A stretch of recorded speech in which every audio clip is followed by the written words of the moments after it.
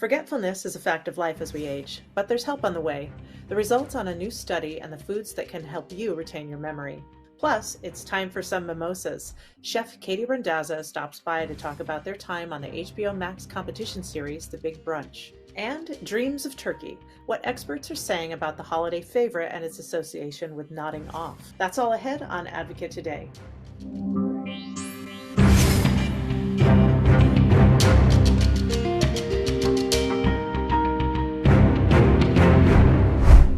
Welcome to Advocate Today. I'm Tracy E. Gilchrist. Thank you for joining me.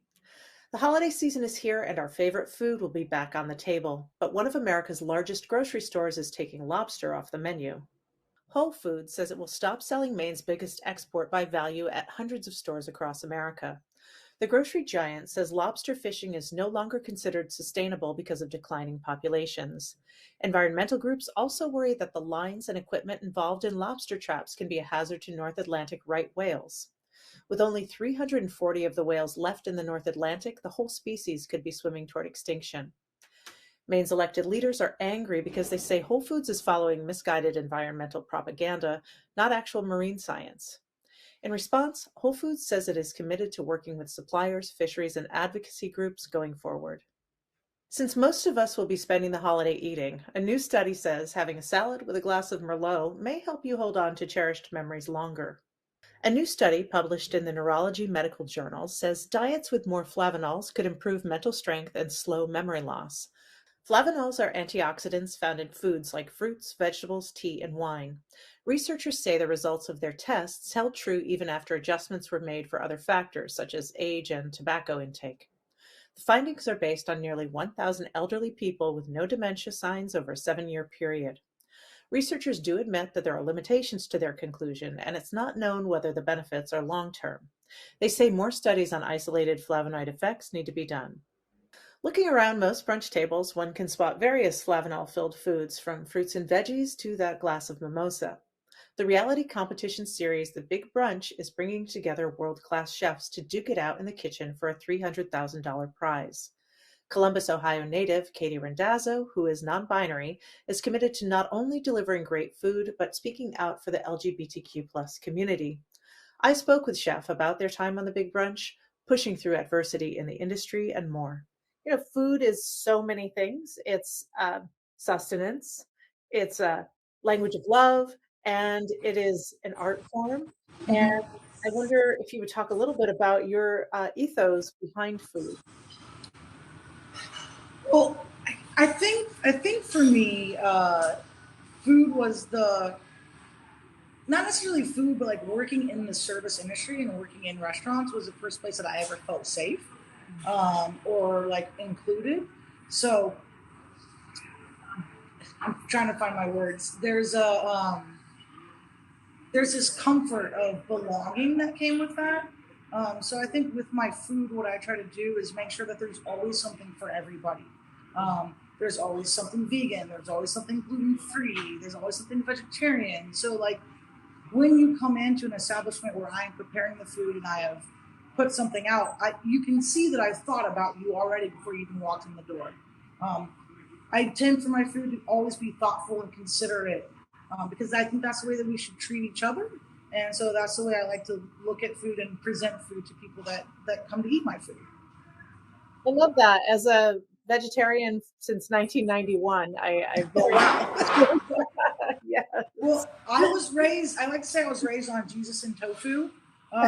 So I have a lot of appreciation for vegetarian food. Yeah. And I really do try to make it very fun and exciting. So I got you. Amazing. Well, I cannot wait to come into Huckleberry. I want to talk a little bit about the Big Brunch, which is, I mean, no small feat to be a part of a show hosted by Dan Levy, of all people. Yeah. Right. Um, and it's a reality competition, can be so stressful. And on top of that, you're very vulnerable in this. You share some of your story, which includes the fact that you opened a restaurant that got shut down during the pandemic, sadly. Sorry to Mhm. hear about that. Would you Okay. talk a little bit about being vulnerable in this situation where it's already difficult? You're being critiqued on something that is so personal. Would you talk a little bit about that?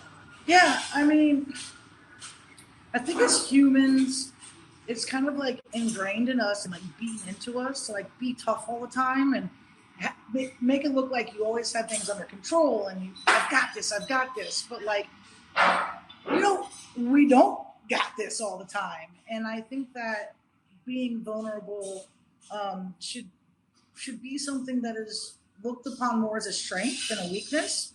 And that I think that I want to share my story and my journey and the things that I went through because I hope that what I went through and how I've come out of it and how I continue to work and push to succeed and to get back up on my feet can be inspirational to somebody else who might be going through a difficult time when they feel like there's no hope left.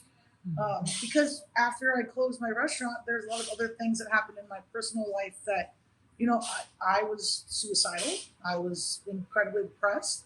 I was self-medicating because I didn't want to deal with what was going on. And like, to be able to come out on the other side and to share that, I think is valuable. And so I want to give to people something that maybe when they feel like they don't have any hope left. So I just think we need to be more vulnerable as humans in general. Yeah. Thank you. Thank you for sharing your story and for that answer. Uh, Also, you get to share your story of coming out as non-binary, which is not something we often hear in a reality show. And I think that it's something important that people will be able to relate to. And what does it mean to you to have been given that opportunity to tell that part of your story? Well, I had only come out to my friends and family probably like 3 months before filming. I actually Mm. started binding my chest for the first time ever on that show as well. You might be able to notice which episode it starts in. I mean, I think it goes back to like just being vulnerable and putting yourself out there. Like, growing up, I never saw anybody that looked like me or represented me, and so I had a lot of questions about who I was, not only because of that, but also because of the religious upbringing that I did have. So I think it's really important to put yourself out there so that other people who are like you can see you and know that other people like you exist. There is a scene in the show where I'm from the East Coast, so I very much relate to this kind of self-deprecating humor. And you make a self-deprecating joke to the judges, and Dan Levy cautions you against that and tells you a story about how he used to do that until one Mhm. does. Would you uh, talk a little bit about what you took away from that conversation with Dan? That moment changed my life. Um, I'm going to probably get emotional talking about it because it's still. I've always felt like I wasn't good enough. And then also going through the loss of the restaurant, it made me feel like I had failed so many people and not just myself. So while I was filming the show, I was still dealing with like my insecurities and my securities as a chef and as a human being. Um, and so when I've always just like tried to make fun of myself before anybody else could, or try to put myself down first before anybody else could. Because if I was making a joke on myself, or if I was putting myself down, then it didn't hurt as bad. But Dan said the most beautiful thing to me in the most perfect way, and it really changed the outlook that I had on myself, the way that I approach my career now. Um, I really jumped out of my comfort zone and moved across the country. Um, and now, if I'm put in a situation where I feel like something I've done isn't good enough or isn't right, I have a completely different outlook or perception, and I verbalize things differently. Because if they believed in me, why shouldn't I believe in me? Thank you again to Katie for stopping by. All episodes of The Big Brunch are now streaming on HBO Max. And you can find Katie in Santa Monica, California as the executive chef at Huckleberry Bakery and Cafe.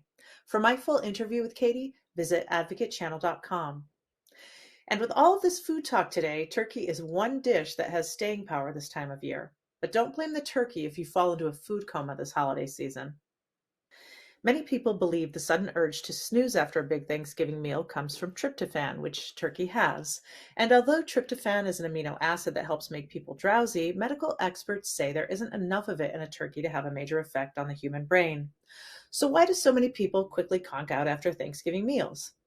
Well, it could all boil down to not getting enough sleep before the holiday, eating more than normal, and of course, those libations like wine, beer, or whatever. Or you can simply blame it on consuming all those flavanol filled foods. That's all the time we have for this advocate today. For more content and coverage that advocates for you, head to theadvocatechannel.com. I'm Tracy E. Gilchrist, and I'll see you next time.